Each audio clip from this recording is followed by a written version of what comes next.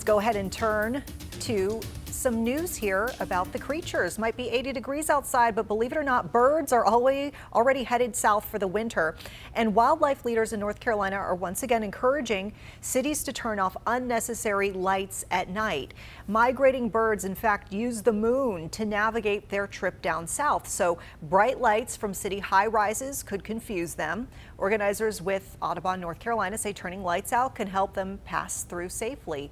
The town of Matthews has already adopted a lights out policy, as well as the Duke Energy building in uptown Charlotte. You know, just the other day, Brad, was driving down, I believe it was Wilkinson. I saw all these birds lined up on every single power line around me, and I really thought I was in a Hitchcock movie. Yeah, what's interesting is every night after sunset, you can see them on radar, Doppler radars. They're kind of flying to the south. So you know their movement, and they use the Doppler radar to actually track a lot of these birds. But yeah, the lights, especially that shine straight up, you know those floodlights that we use to illuminate buildings and homes, those are the ones that are really confusing because those are the ones they see from up above. Now, once the sun does go down, which is coming up at 7:03, we're almost to that time of year where the sunset is going to be before 7 o'clock. We're almost there, looking west from our Mr. Sparky Carolina Camera Network. Pretty nice sunset shaping up out there with those high clouds.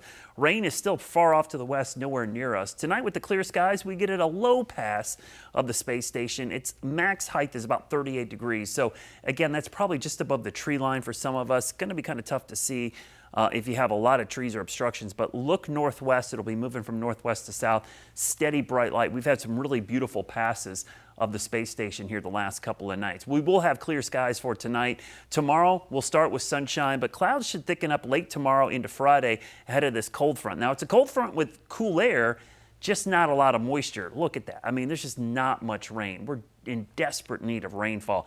17 consecutive days with no measurable rainfall in Charlotte. That includes today. We're going to add tomorrow. We're probably going to add Friday because I don't see a lot developing. But late Friday night into Saturday as the front approaches, maybe a drop or two of rain. Will it be measurable? Probably not going to amount to much. I mean, it's not going to help us out. We'll get the drought monitor update tomorrow. It comes out every Thursday.